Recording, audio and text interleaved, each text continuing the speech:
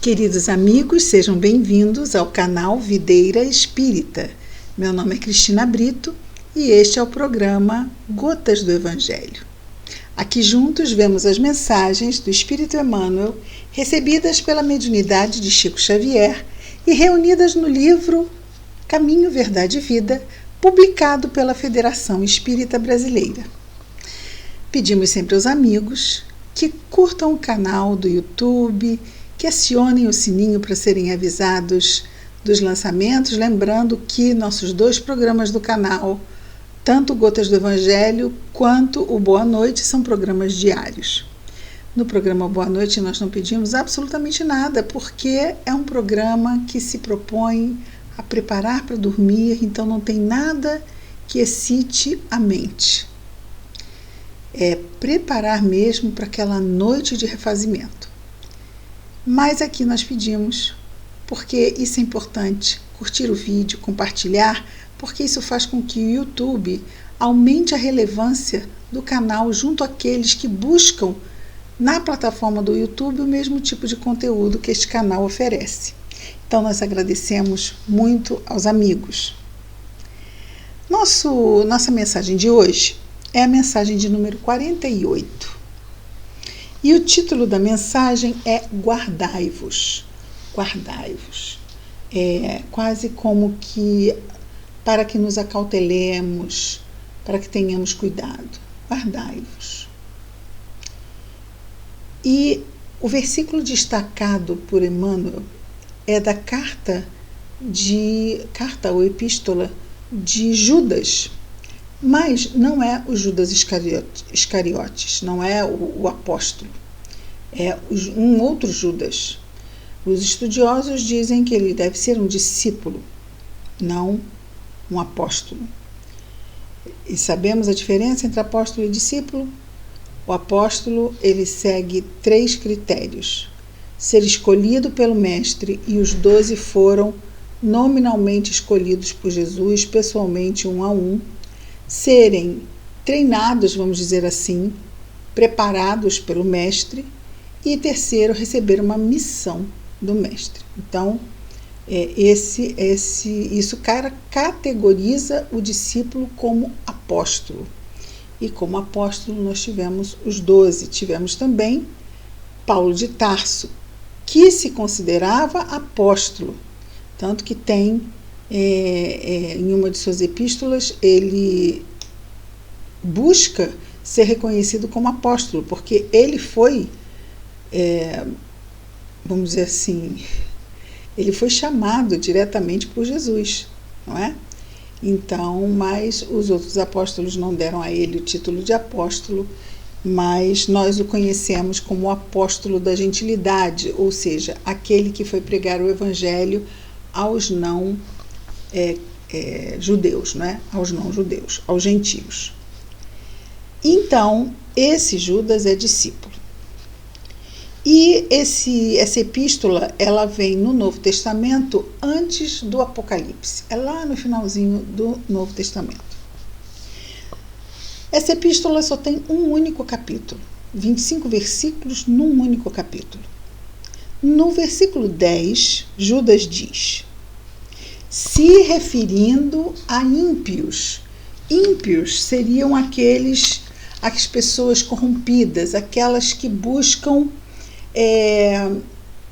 perverter a mente dos outros para o seu próprio benefício. Então, esses seriam os ímpios. E ele fala sobre eles, dizendo: estes, porém, dizem mal do que ignoram, e naquilo que naturalmente conhecem, como animais irracionais, se corrompem. Então, esses ímpios, essas pessoas que estão no erro de forma sistemática, muito imaturos, muito imperfeitos, quando não sabem, falam mal. E quando sabem, usam o que sabem para dominar, perverter, confundir, tirar proveito. Emmanuel, comentando o versículo 10 da Epístola de Judas, nos diz: em todos os lugares encontramos pessoas sempre dispostas ao comentário desairoso e ingrato, ou seja, aquele comentário infeliz, relativamente ao que não sabem. Almas levianas e inconstantes não dominam os movimentos da vida, permanecendo subjugadas pela própria inconsciência. Como é que alguém se mantém subjugado pela própria inconsciência? Ora, se eu uso mal o livre-arbítrio, eu não vou para frente, não é? Eu não vou. O que ele diz aqui, não dominam os movimentos da vida. Qual é o movimento da vida? Para frente e para o alto, não é? Progresso. Mas o progresso só vem através do trabalho. Se eu não trabalho, que é atividade útil, que é usar meu livre-arbítrio para o bem, o que eu faço comigo mesmo? Eu me subjugo às instâncias da lei do retorno. Então, a semeadura é livre, mas a colheita, ela é compulsória, ela é obrigatória. Então, quando escolhemos mal, nos subjugamos ao, vamos dizer assim, à força do martelo da lei, vamos chamar assim. Permanecendo subjugadas pela própria inconsciência.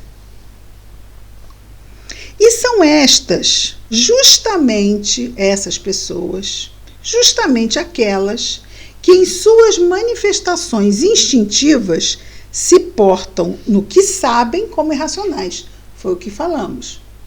Agem de uma forma totalmente inconsciente, debochados, cínicos, e usam de recursos como, por exemplo, bullying para perturbar as pessoas, ou manipulações, violência psicológica.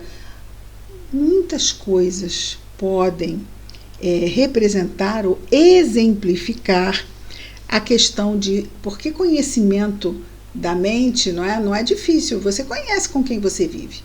Você sabe, muitas vezes, os pontos fracos daquela pessoa. Você sabe que se você falar certos assuntos ou de certa maneira, você vai criar um problema muito sério e pode levá-la a um desequilíbrio.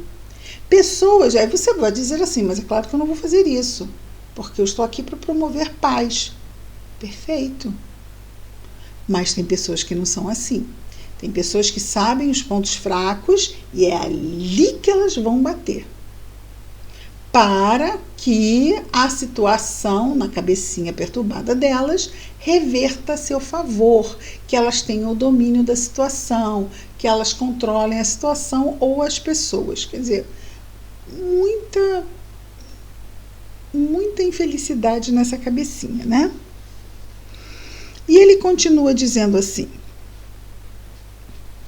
a sua ação particular costuma corromper os assuntos mais sagrados, quer dizer, não tem limite. Pode ser, vamos imaginar assuntos sagrados. A relação pais e filhos não é um assunto sagrado. Mas nós vemos que existem pessoas manipuladoras dentro de relação pais e filhos também, não vemos? Existe, né? Insultar as intenções mais generosas e ridicularizar os feitos mais nobres. Então, realmente, traços de cinismo, traços de deboche. Guardai-vos das atitudes dos murmuradores irresponsáveis. Então, aqui é o guardai-vos do título, para que tomemos muito cuidado. Manso como a pomba, prudente como a serpente, como nos disse Jesus. Que tenhamos muito cuidado com aquelas pessoas que chegam perto de nós, nos trazendo ideias de insatisfação, nos trazendo ideias de má-querença com relação a alguém, de tentar nos envenenar sobre uma pessoa. Precisamos ter cuidado sobre isso. Guardai-vos das atitudes dos murmuradores irresponsáveis. Concedeu-nos o Cristo, diz Emmanuel, a luz do Evangelho, para que nossa análise não seja fria e obscura, porque o Evangelho é tudo menos frio e obscuro. Então, com o Evangelho servindo de parâmetro para a avaliação dos nossos atos, da nossa vida, de como devemos nos encaminhar, não há absolutamente forma de nos perdermos, porque ele é acolhedor e ele é muito iluminador de nossos caminhos, sem dúvida.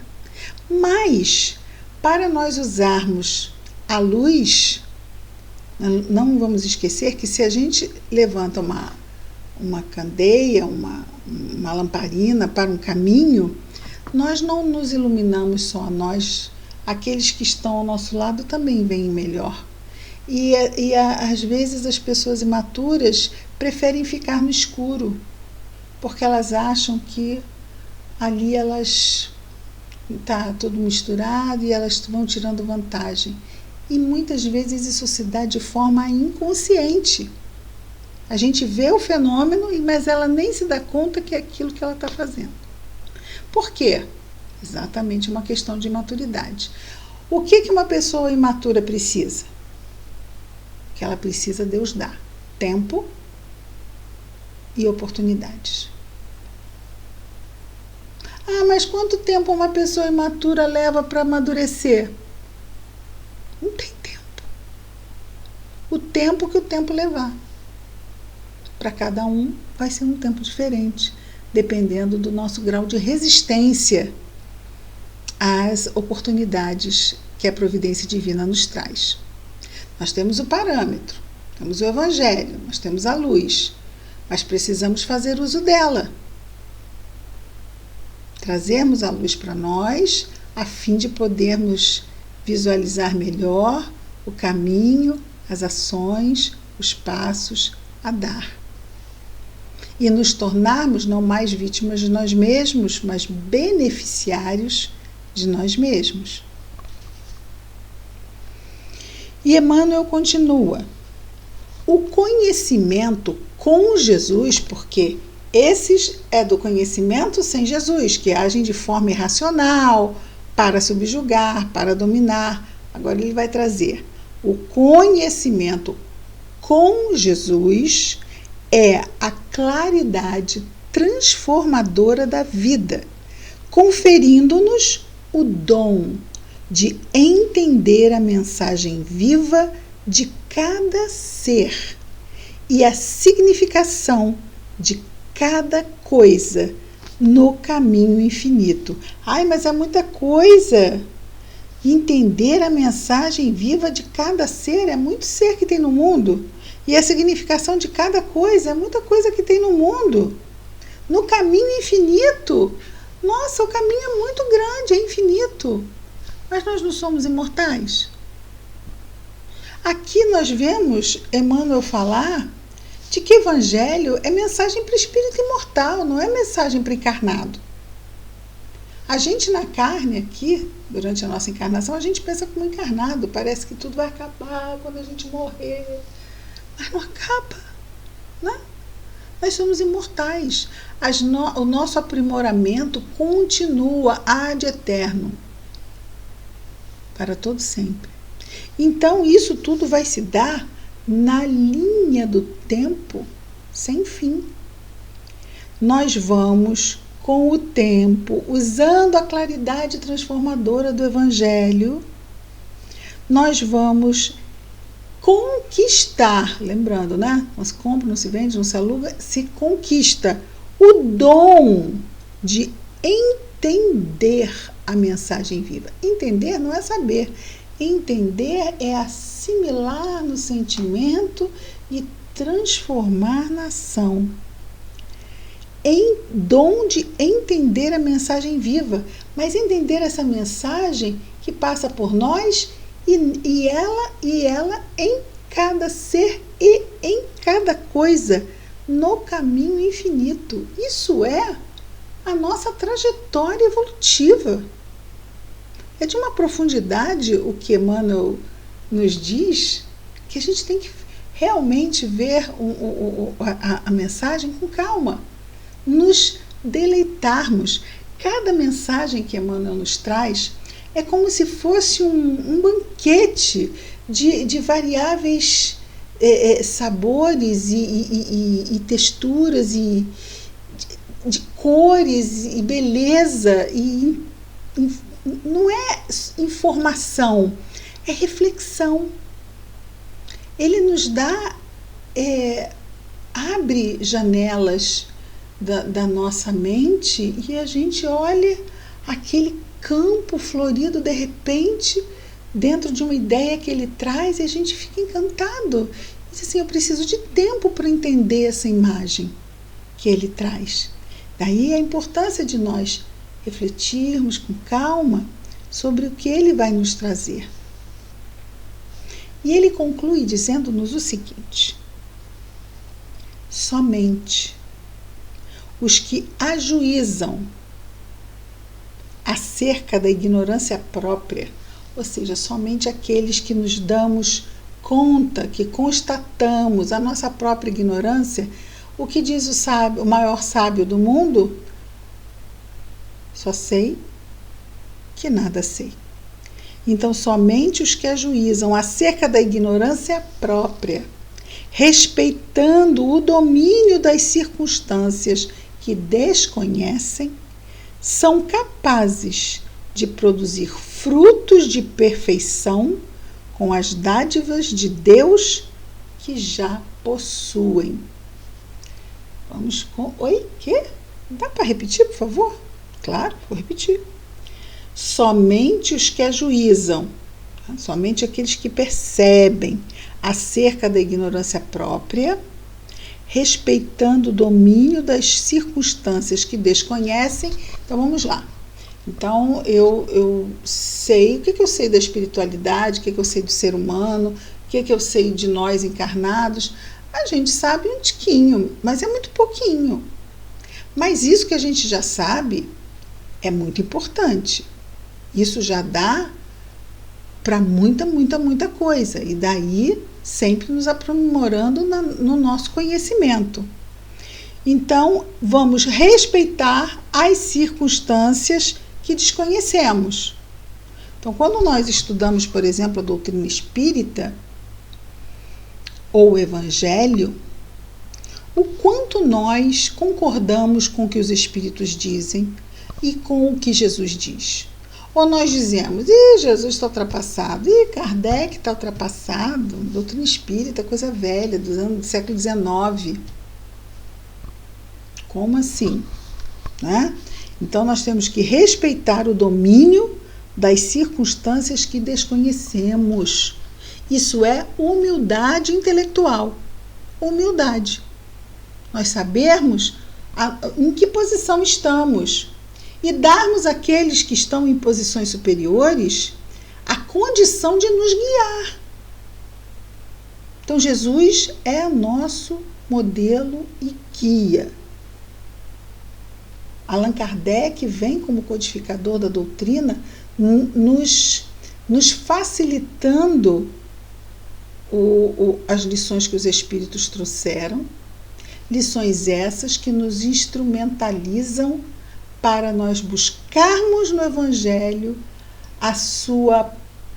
o seu maior entendimento e um uso mais fácil. Por que mais fácil? Por que mais fácil? Porque nós espíritas precisamos entender para ter fé. É a fé raciocinada. Por que eu creio? Eu creio porque eu entendo. Jesus falando a Tomé, porque Tomé não estava entre os apóstolos quando foi a primeira aparição depois da crucificação, e os apóstolos contaram para o amigo que Jesus tinha aparecido entre eles. Ele disse, não acredito, só acredito se tocar com o meu dedo na chaga E Jesus aparece de novo entre os apóstolos e desta vez Tomé está entre eles. E Jesus diz a Tomé: felizes daqueles que não viram e creram. Nós somos os trabalhadores da última hora. Está lá no Evangelho segundo o Espiritismo. E nós precisamos entender para crer. A fé raciocinada é uma necessidade para nós. Ok. Chegamos finalmente a esse ponto onde estamos alimentados, a nossa razão está alimentada com o entendimento que fortalece a fé. Ótimo, então vamos fazer bom uso disso, porque é assim que é para nós, não é? Então está tudo bem, não tem erro também sobre isso, não. Aqueles que acreditam porque mas foi o Senhor que disse. Sim, foi o Senhor que disse, mas não está me convencendo. Não, mas é por causa disso. Ah, sim, aí sim. Ok? É válido, totalmente válido e justo. Não tem problema sobre isso também, não. Então, só para concluir, porque a gente vai parando, né? Somente os que ajuizam acerca da ignorância própria, respeitando o domínio das circunstâncias que desconhecem, são capazes de produzir frutos de perfeição. Frutos de perfeição com as dádivas de Deus que já possuem. Os frutos de perfeição não somos nós que produzimos. Nós produzimos com as dádivas de Deus que já estão em nós. O Senhor, Deus é o dispensador de dons, de recursos, e deles nos valemos para o nosso crescimento. E é o que ele diz. Então, sabendo, sermos humildes e nos submetermos a Deus, tudo vai ficar, se não mais fácil, menos difícil, e passaremos então a sermos capazes de produzir frutos de perfeição com as dádivas de Deus que já estão em nós. Ai, mas é tão pouquinho que eu tenho dentro de mim. É muito. O muito sem Deus é nada. O pouco com Deus é muito. Então, graças a Deus que nós estamos nesse processo de aquisição, de construção, de conquista. Não estamos sós. Muitos espíritos maravilhosos estão conosco e nós estamos juntos também, uns aos outros, ligados numa imensa corrente de fraternidade, de irmandade, pois é isso que somos, não é? Irmãos diante da paternidade divina. E, sendo assim sendo, vamos orar.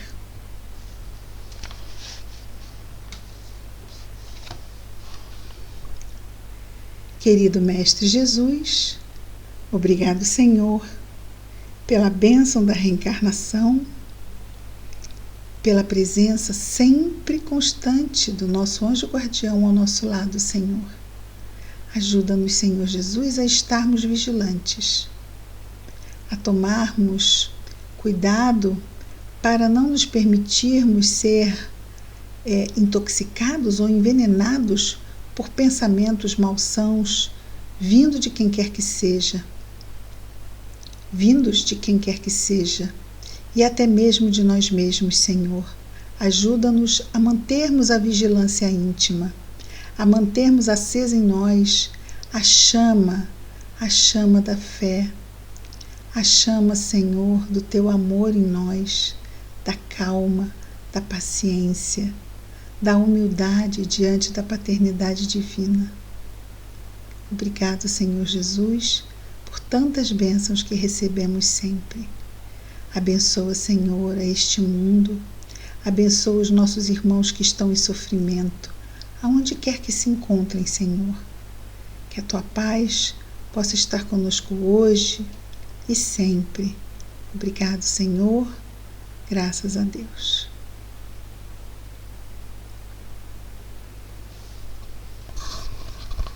Então, queridos amigos, amanhã estaremos de volta com mais um programa Gotas do Evangelho. Muita paz a todos.